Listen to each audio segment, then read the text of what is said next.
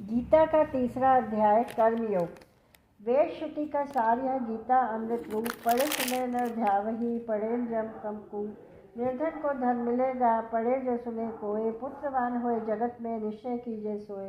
रोगी रोग से रहित हो, नित्य उठ कीजिए जब ध्यान। सब इच्छा पूर्ण करे, गीता निश्चय जान। तीर्थ व्रत और पुण्य तेजो फल पाए लोग। पढ़े सुने जो गीता को, दुख रोग जाए शोक। अन सुने मुक्ति मिले, पढ़े जो गीता नाथ। बली रहे सब लोक में, श्री कृष्ण जी का साथ। तीसरा अध्याय। इस प्रकार अर्जुन ने श्री कृष्ण भगवान से प्रश्न किया, हे जनार्दन, यदि आप कर्म की अपेक्षा ज्ञान को श्रेष्ठ मानते हैं तो मुझे भयंकर कर्म की ओर क्यों प्रेरित करते हैं? इन मिली जुली बातों से मेरी बुद्धि को भ्रम में डालते हैं। एक निश्चित बात बताइए जिससे मेरा कल्याण हो। अर्जुन के वचन सुनकर श्री कृष्ण बोले, मैं तुम्हें पहले बता आया हूँ कि सिद्धि के दो मार्ग हैं, ज्ञानियों के लिए ज्ञान योग और कर्मियों के लिए निष्काम कर्म योग। किसी भी मार्ग पर चलो, कर्म तो करना ही होगा। कर्मों के न करने से निष्कामता अथवा भगवान का साक्षात तो हो ही नहीं सकता। कर्मों को कोई छोड़ भी नहीं सकता। प्रकृति के अधीन उसे सोना उठना आदि कर्म तो करने ही पड़ते हैं। जो मूढ़ बुद्धि हठ से इंद्रियों को रोक कर मन से उनके भोगों का ध्यान करता है वह दम्भी कहलाता है। हाँ, जो पुरुष इंद्रियों की लगाम मन से थामे हुए भोगों में लिप्त हुए बिना कर्मेंद्रियों से कर्म करता है वह श्रेष्ठ है। इसलिए तू कर्म तो कर ही, न करने से कर्म करना सदा अच्छा है। बिना कर्म जीवन निर्वाह भी नहीं हो पाएगा। हे अर्जुन, जो कर्म भगवान के निमित्त नहीं किए जाते वे मनुष्य को इस आवागमन के चक्कर में बांधते रहते हैं। इसलिए निष्काम होकर कर्म कर।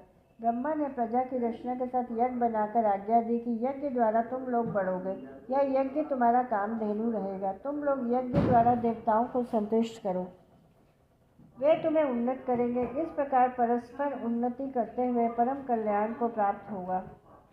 यज्ञ से प्रसन्न किए देवता तुम्हें इच्छित भोग पहुँचाएंगे। इन भोगों को जो इन्हें दिए बिना भोगता है वह निश्चय चोर ही है। यज्ञ से बचे भोगों को भोगने वाले श्रेष्ठ पुरुष सब पापों से मुक्त रहते हैं, और जो केवल अपने लिए भोग जमा करते हैं वह निश्चय ही पाप भोगते हैं।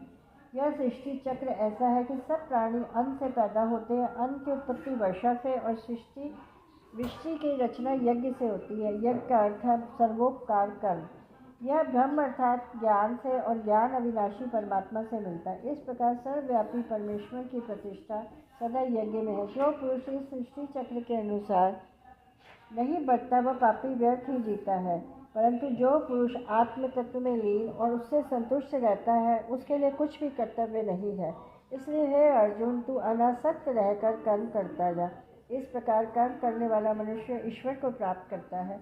जनक आदि संतों ने ऐसे ही कर्मयोग से सिद्धि पाई थी। फिर लोक हितार्थ भी कर्म करने ही चाहिए, कारण कि भले आदमी को देख दूसरे पुरुष उसका अनुसरण करते हैं। हे अर्जुन, मुझे ही देख, तीनों लोकों में मुझे सब कुछ प्राप्त है, तो भी मैं संध्या तर्पण पितृ सेवा आदि सत्कर्म तो करता ही हूँ। यदि मैं आलसी हो सत्कर्म भी त्याग बैठूँ तब मुझको देख सभी सत्कर्मों को छोड़ बैठेंगे। सब लोग नष्ट हो जाएंगे, प्रजा में वर्ण संकरता हो जाएगी और मैं सारी प्रजा का विनाशक कहलाऊंगा। अतएव हे कुरुवंशियों में श्रेष्ठ अर्जुन, अज्ञानी पुरुष आसक्ति कर्म करते हैं, वैसे ही ज्ञानी पुरुष लोगों की शिक्षा के लिए आसक्ति रहित कर्म करते हैं। कर्म करना छोड़कर ज्ञानियों में कर्म के प्रति अश्रद्धा उत्पन्न न होने दें, अपितु स्वयं समता बुद्धि रखता हुआ उनसे भी वैसा ही कर्म कराएं। हे अर्जुन, वस्तुतः तो कर्म प्रकृति के गुणों द्वारा किए हुए होते हैं, और अहंकार वाला पुरुष कहता है मैं करता हूँ, ऐसा समझता है। परंतु जो ज्ञानी पुरुष गुण विभाग और कर्म विभाग के तत्व को जानता है, आत्मा को इन दोनों से निर्लेप अनुभव करता है, वह जानता है गुण गुणों में बरतते हैं, इसलिए वह कर्मों से सुखी अथवा दुखी नहीं होता।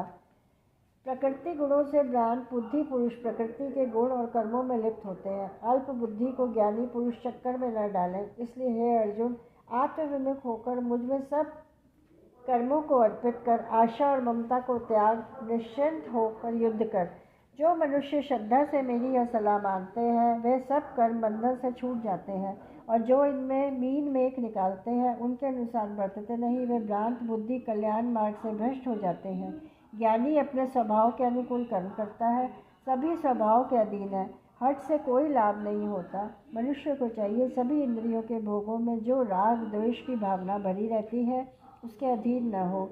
कल्याण के मार्ग में बाधक ये दोनों ही लुटेरे हैं। गुण रहित भी अपने स्वभाव के अनुसार किया हुआ कर्म अच्छी प्रकार साधे हुए दूसरों के स्वभाव अनुसार धर्म से अधिक अच्छा है।